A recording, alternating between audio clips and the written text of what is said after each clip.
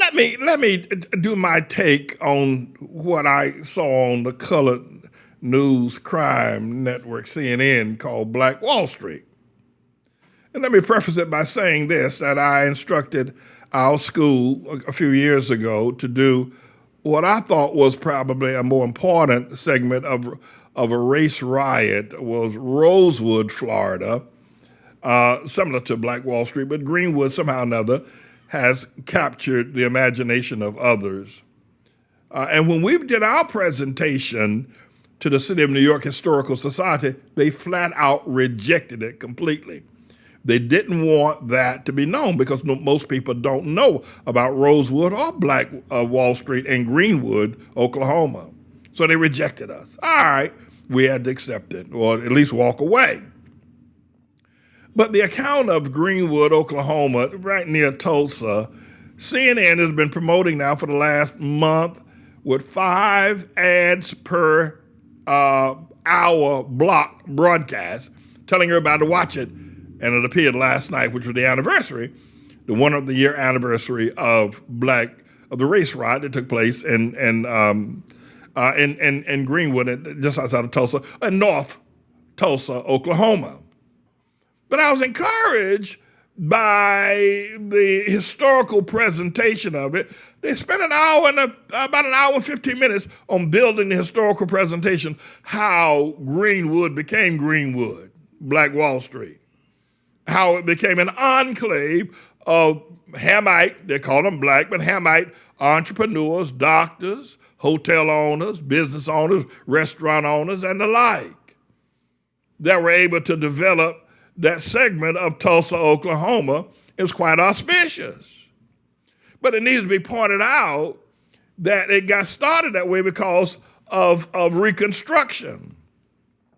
And at the end of slavery, in Oklahoma, the state of Oklahoma, and this is documented in the documentary, that 160 acres of land was given to every free black man. Now, you know, Spike Lee got this thing called 40 acres and a mule, right? Because that was the actual legislation that did not get passed. But in the state of Oklahoma, every slave that was free, then called a free man under the legislation of the Reconstruction, was given 160 acres of land. Woo! And not just in Oklahoma, North Carolina, Virginia, Alabama, Mississippi. I keep telling these people who grew up in New York among garbage cans and sidewalks in and out of city projects who don't know nothing about a damn thing, that that wealth, when I grew up in North Carolina, listen, black folk own land. They still own businesses and stores. So I watched it last night and said, that's ATLAH. That's ATLAH. That's all I'm talking about for ATLAH. Hell, ain't nothing new about what they did in Greenwood. It's ATLAH. They had their own business, independent, wealthy, ran their own communities. That's all I'm saying about ATLAH. It's running around here, and nobody talked about anybody being a president, being a black president, being a black governor. They didn't need any of that nonsense. That was ATLAH, Greenwood, if you will. Black Wall Street, that's ATLAH. That's all that it was. That's all that it was. And so I was very encouraged to see. But now if you look at Harlem today, and anybody who's watching Greenwood, and I pray that the gentrifiers watched it last night. Not that the gentrifiers destroyed Black Wall Street, but they ought to see what they're doing to Harlem and what they're doing to Bed-Stuy and Fort Greene. And why the hell these sissified church leaders, these sissified men growing up in the projects, growing up among garbage cans in Bed-Stuy, who don't know nothing about being a man, can't pee straight. These men like Eric Adams running for mayor, or people like David Dinkins or Al Sharpton, who don't know a damn thing about being a man, don't know nothing about being a man. They don't know nothing about being no man. None of them. I've seen them. I've seen the pastors in these churches, these deacons and elders. They don't know a damn thing about being a man. Nothing. Nothing at all. Running around here, and now they have bent over, grabbed both ankles, and let these gentrifying LGBT, whoever they are, come up here and take Harlem from them. It's a damn shame that CNN is making all this fuss about a so-called race riot in Greenwood or in Black Wall Street. And the riot that went on for 16 hours of shooting back and forth between blacks and white, when the white man has come up here to Harlem and taken the whole damn community without firing a shot. He's chased these old sissified preachers, these sissified men, these men that can't piss straight. It's a damn shame to see what's going on here, that they've taken this community and they have to fire one shot to take Harlem. It's a scream.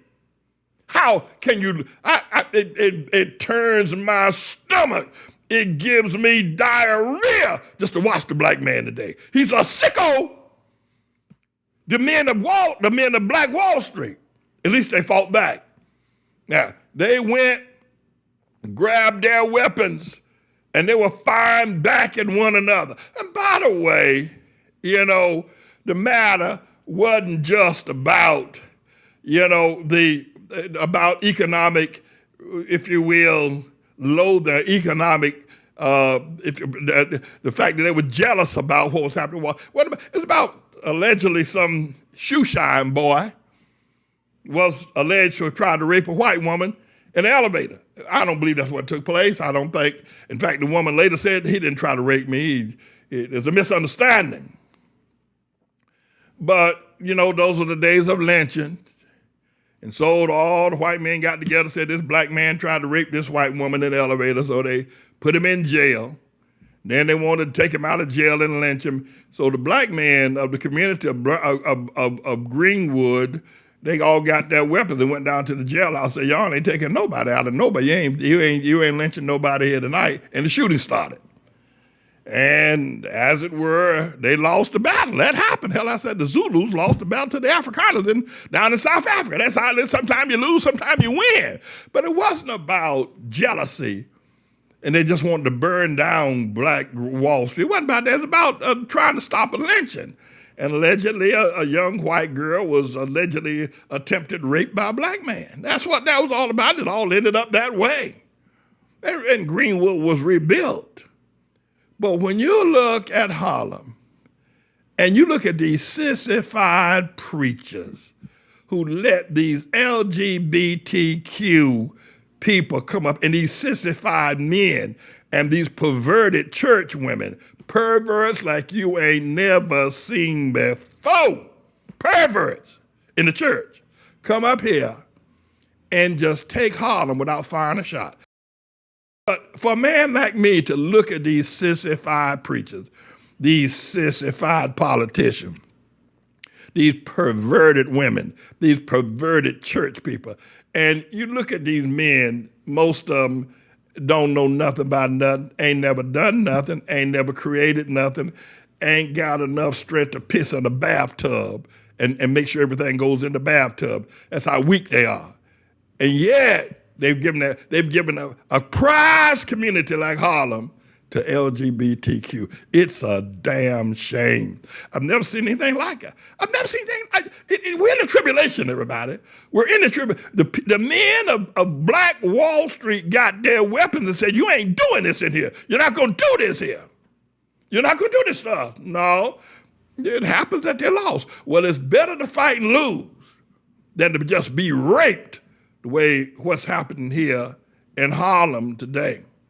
At any rate, I thought it was important. I watched it last night. I will say this, and I don't think they said that at least 100 or 300 people got killed, that were black got killed. I don't believe that. First of all, the ratio was wrong. 100, maybe 100 to 150, maybe 100 to 200, but 100, 100 and 300, and you don't know how many people got. I don't believe that. I watched last night very carefully. As you know, I'm very interested in this. I doubted 25 black people died. I doubt that. I doubt, because the fighting stopped. The National Guard came in and stopped the fighting. But the burning, looting took place. Not looting, but the burning of the houses, that happened. And the other thing is that they've not been able to find a mass grave. Now, they've looked in the cemetery there in the Greenwood area, in Tulsa area. There's a cemetery there, and they have two expeditions of looking for mass graves. They started digging and found nothing. And more recently, they dug and they found something, but that they say was a mass grave. But I don't believe 300 people. That's a lot of people to bury, man. That takes a whole lot of land, takes a whole lot of burial. And the thing that you have to ask questions when you see stuff like CNN and LeBron James, these freaks presenting it.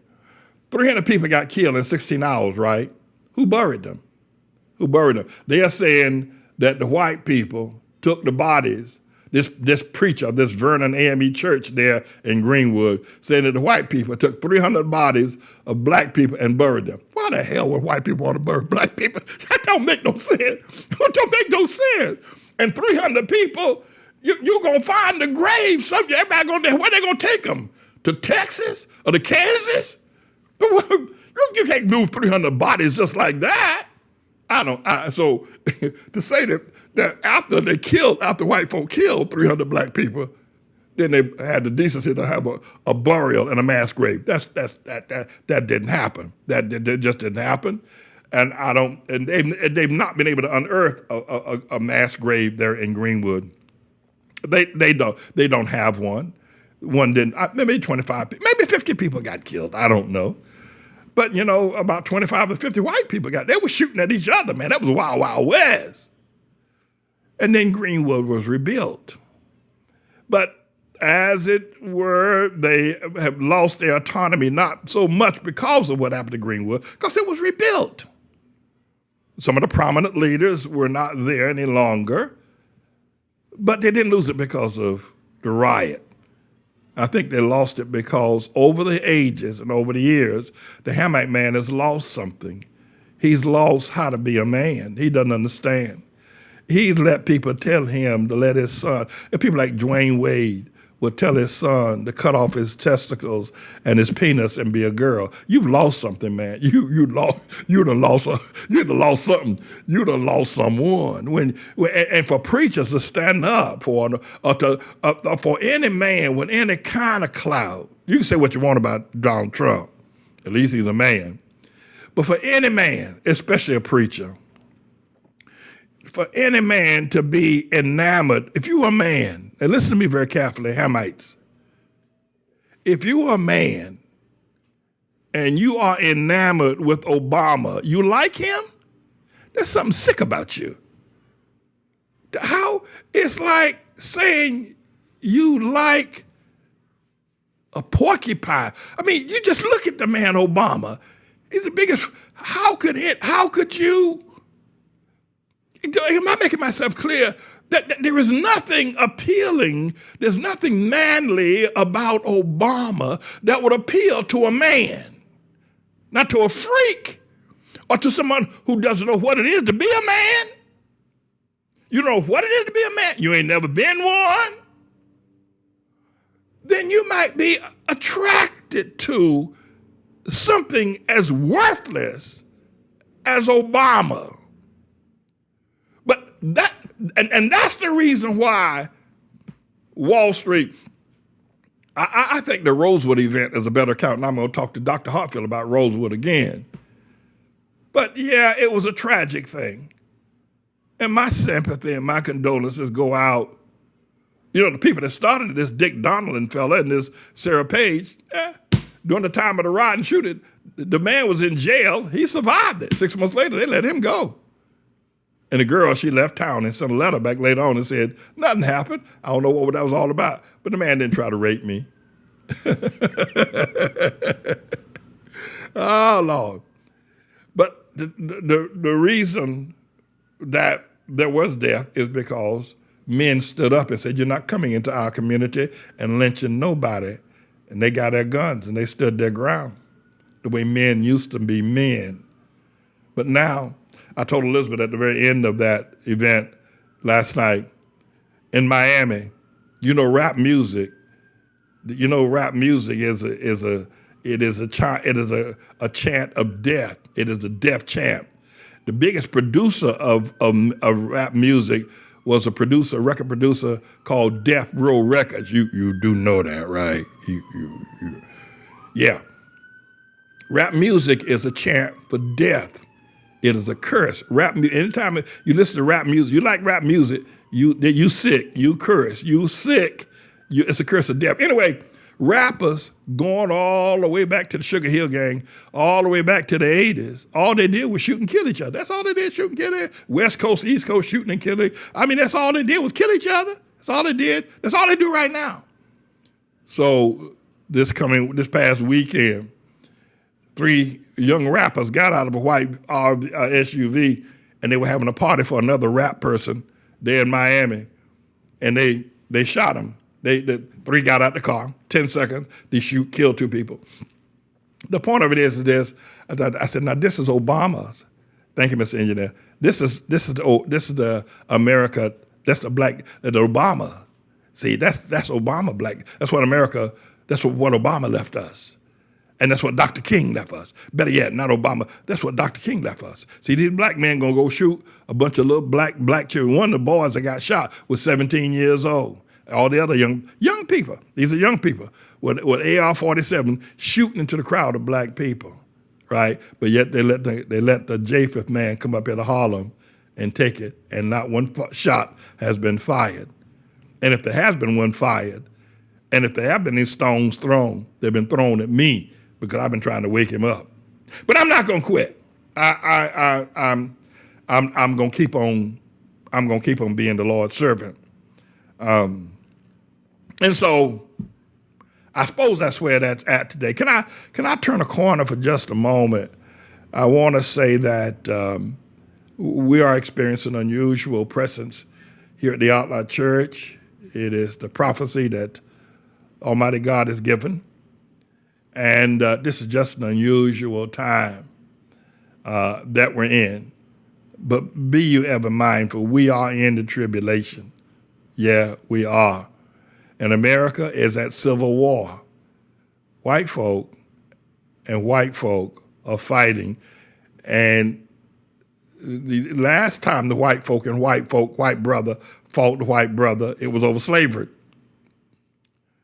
And the white brother, now he's Japheth, he had the black man, he's a Hamite, in possession of slaves.